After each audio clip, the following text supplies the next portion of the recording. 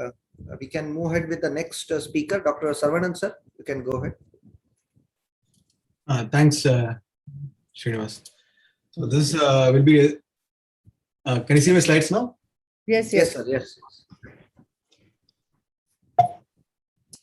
So we have been seeing a lot of new definitions as well as new biomarkers coming up, and this has greatly altered the understanding of what we treat and prognosticate. So I'm just showing, starting with a case of mine, an old man with the bilateral wet AMD. Right eye had multiple injections of anti-VEGF, and you can see it's partly scarred. And you look at this typical sort of lamellar appearance, which was first described by Spade et al. In one of his articles, and this eye was more or less not very good, and but I started losing in the vision in the left eye, and you can see here the large PED with the vascular component underlying the RPE, as well as the sort of empty space here, which we'll be seeing what this means and how we go with these eyes. So this patient actually went on to get 3 injections of Rasumab injection, and he did not show much of a response in spite of getting, and now he is being trying to counsel him for a Paginax, and he's still yet to decide.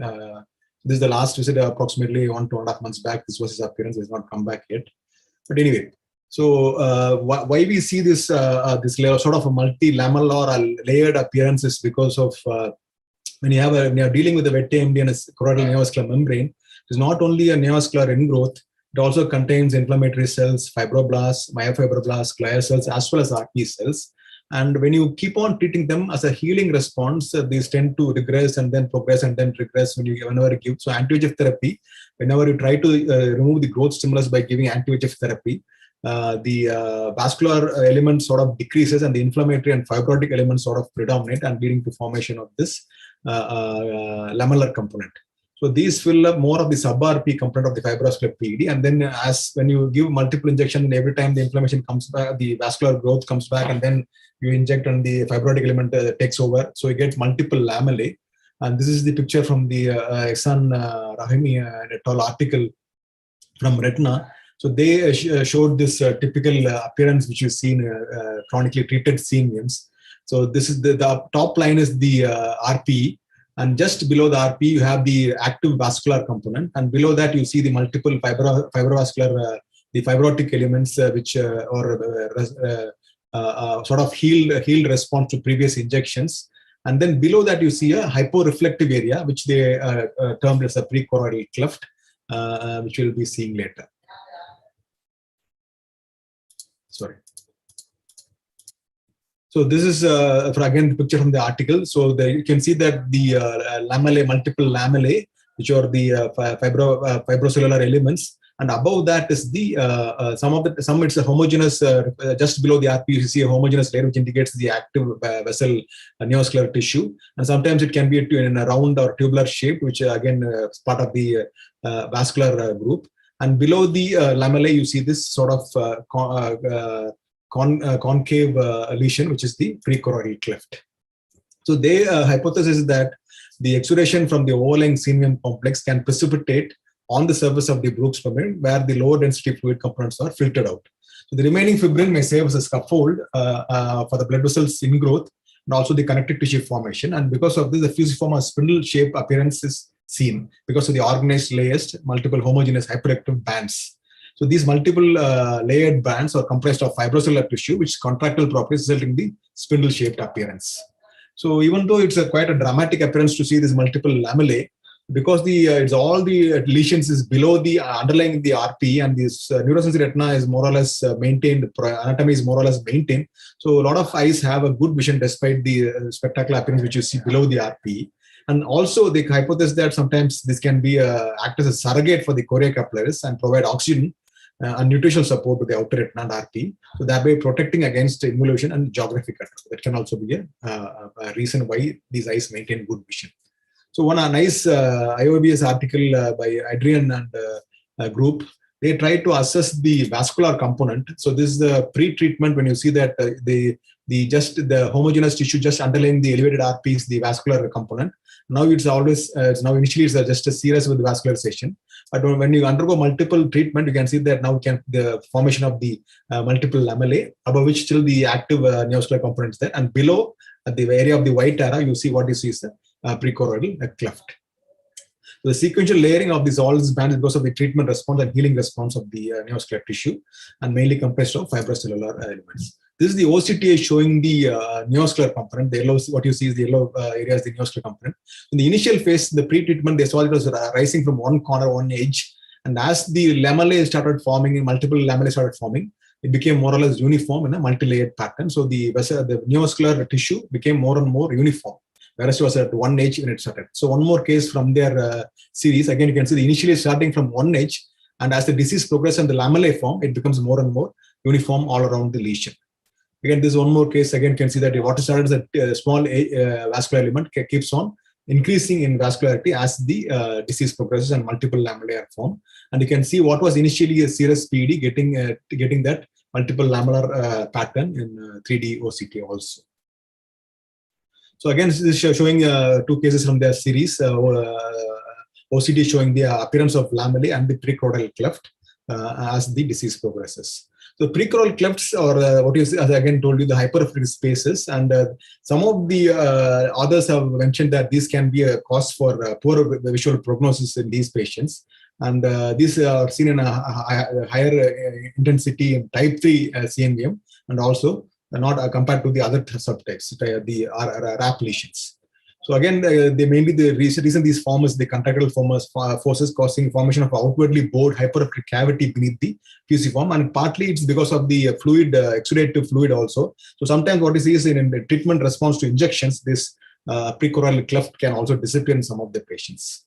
So the eyes with the precoronal clefts are more prone to get large RP tears, significant subretinal hemorrhage, and also more extensive fibrosis, submacular fibrosis.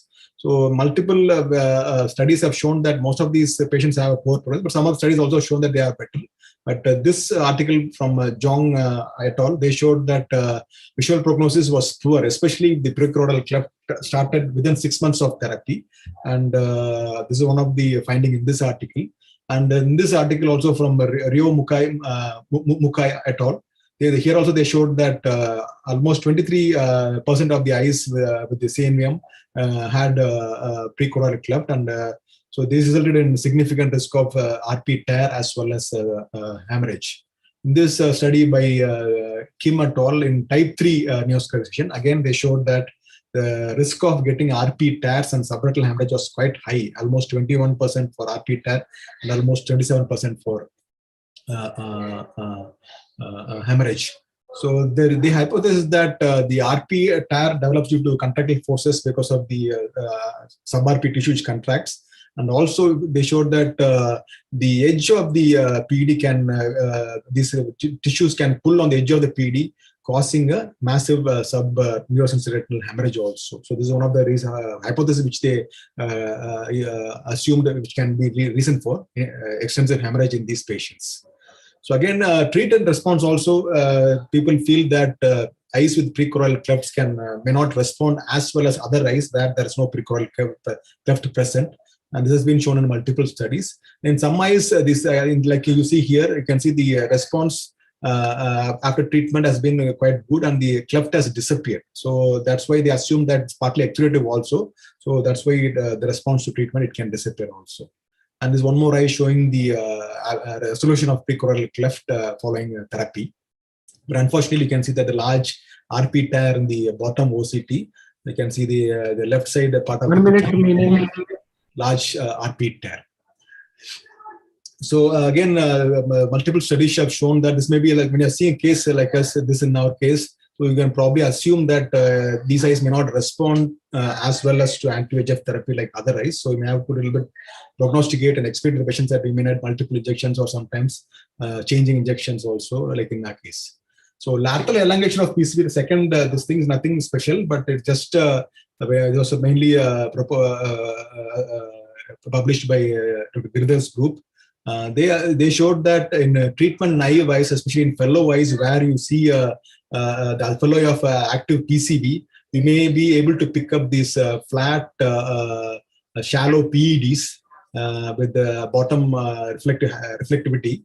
So these can initially be asymptomatic, but as the years advance or months advance, it can go on to produce active SRF as well as CME and bleeding also. So they showed that you need an average lateral expansion or extension of the lesion to become from asymptomatic to symptomatic was approximately 461 microns plus or minus mean of 461 plus or minus 150 microns. So this was what they hypothesized, that when a PCB shallow PED extends beyond 450 or 500, the risk of becoming asymptomatic from asymptomatic to asymptomatic becomes higher. So to conclude, all these new biomarkers add more knowledge to our pathogenesis as well as help us to prognosticate. And as a routine, when you see cases, treat cases in our clinics, rather than just superficially seeing images, we can tend to see a little bit, scrutinize all these images. We can pick up all these biomarkers as well as prognosticate. You can also pick up new biomarkers which you can publish from now. Thank you. Thank you. Thank you very much, Dr. Saravanan. So we can say that a multi-layered PAD has a protective effect and better visual acuity, right? Yeah. It's mainly a treatment response where the part healed and all these lesions form multiple lamellae over a course of treatment. I had a quick question, Saravanan sir.